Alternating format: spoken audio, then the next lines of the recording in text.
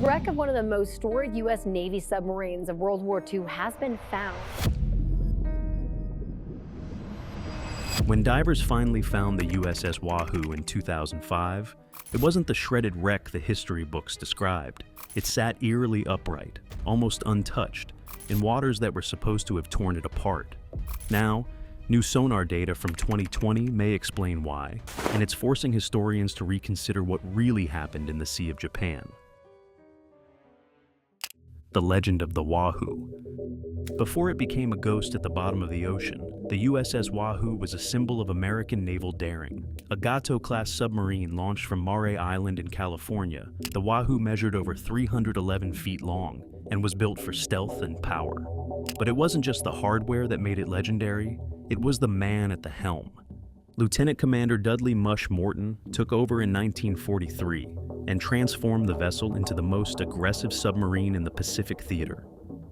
Unlike the cautious commanders of early war submarines, Morton had a singular rule: sink everything that floats. On their third patrol, they infiltrated a poorly mapped enemy harbor, struck a massive transport, and escaped under fire, then sank more ships on the way home. The Wahoo didn't just rack up kills, it set records. By the end of its fourth patrol, it had destroyed 9 enemy vessels in just 23 days. Its audacity made headlines, and Morton's crew became national heroes, hailed as rock stars in uniform. The sub even dared to enter the Sea of Japan, an area so fortified that other American commanders avoided it completely. Yet the same daring that defined the Wahoo would soon lead it into waters from which no one would return. The fatal mission. In September 1943, the USS Wahoo left Pearl Harbor for what would become its 7th patrol, a mission that would carry it into some of the most dangerous waters in the Pacific.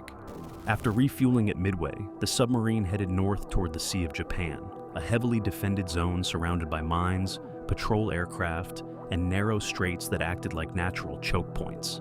Entering that sea meant slipping directly into the enemy's backyard. For weeks, the Wahoo moved silently through the region, striking targets with a new kind of electric torpedo designed to leave no telltale trail of bubbles. Japanese shipping began disappearing, and reports from the time confirmed that the submarine sank multiple vessels, including the Konan Maru on October 5th, a ship carrying high-ranking government officials. That attack triggered a furious response. Japanese naval forces launched a concentrated hunt, determined to trap the intruder before it could escape.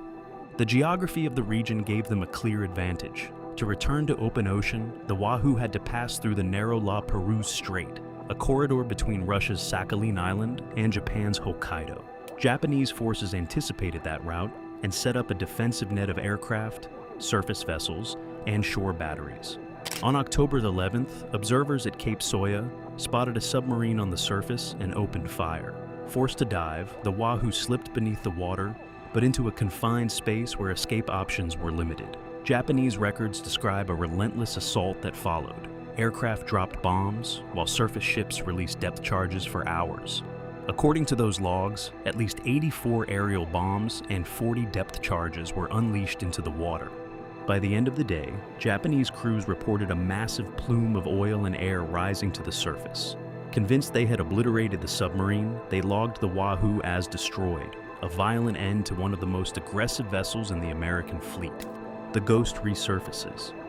For decades, the USS Wahoo remained a myth buried beneath the waves. The Navy listed it as lost with all hands, presumed destroyed in the October 11, 1943 assault. Families mourned without a grave, and historians filed its end away as brutal but certain. But in the mid-1990s, a group of independent researchers, veterans, and historians began to challenge that certainty. They formed the Wahoo Project, determined to locate the missing submarine and, if possible, clarify what really happened in those final hours. The La Perouse Strait was vast, the waters treacherous, and the records vague. But after years of sifting through Japanese war logs, flight paths, and naval action reports, the team honed in on a promising location. In 2005, Russian divers using advanced side-scan sonar detected a long, tube-shaped object resting on the seafloor at a depth of 185 feet. When underwater cameras descended, the images were beyond anything expected. There it was, the unmistakable silhouette of a Gato-class submarine. The number 238 was still visible on the conning tower, Wahoo's hull designation. The deck gun remained in place, and the hull appeared startlingly intact. There were no signs of shattered bulkheads or massive gashes. The sub looked as though it had simply landed gently on the sea floor, untouched by time or violence. Newer footage captured in 2024 confirmed the findings. The Wahoo was sitting upright, balanced on a bed of sediment, its railings still in place, its structure largely unbroken. This was not the wreck of a submarine hit by over 120 bombs and charges. It looked more like a machine paused mid-patrol.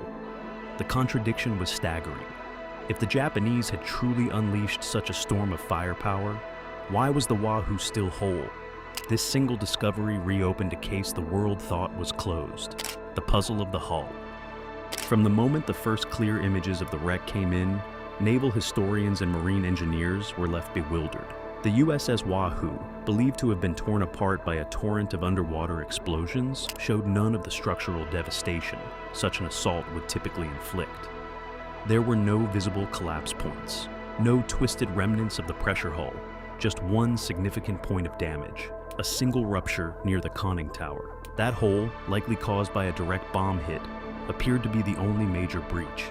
It would have been enough to flood the control room and disable the sub's ability to surface. But what about the 123 other reported explosions?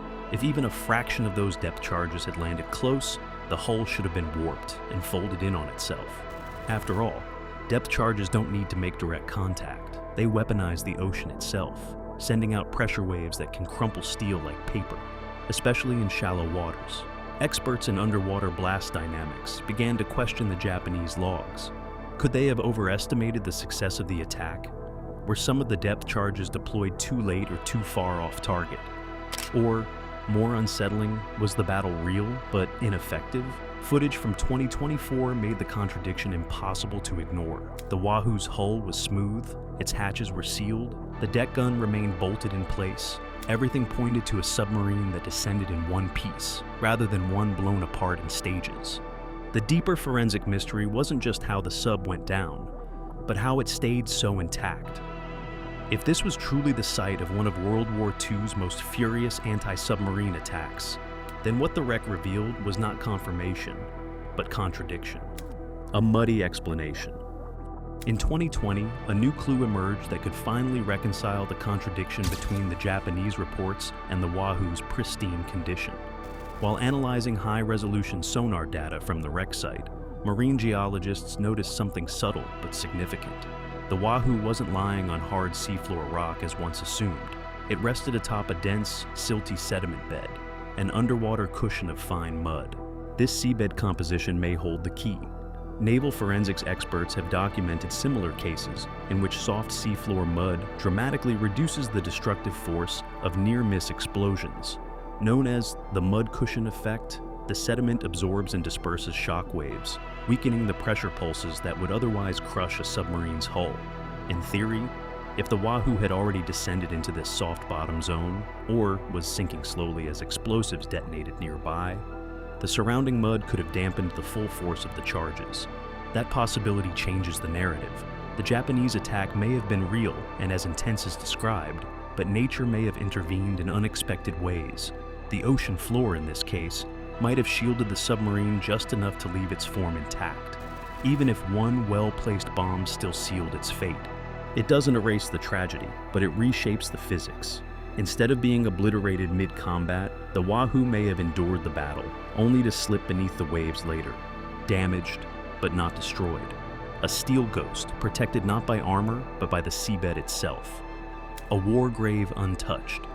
Because no recovery effort was ever made, and no one has entered the wreck, the Wahoo has remained undisturbed for over 80 years. International law protects it as a war grave, a sealed monument resting 185 feet below the surface. Inside, it is likely a time capsule frozen in its final moment.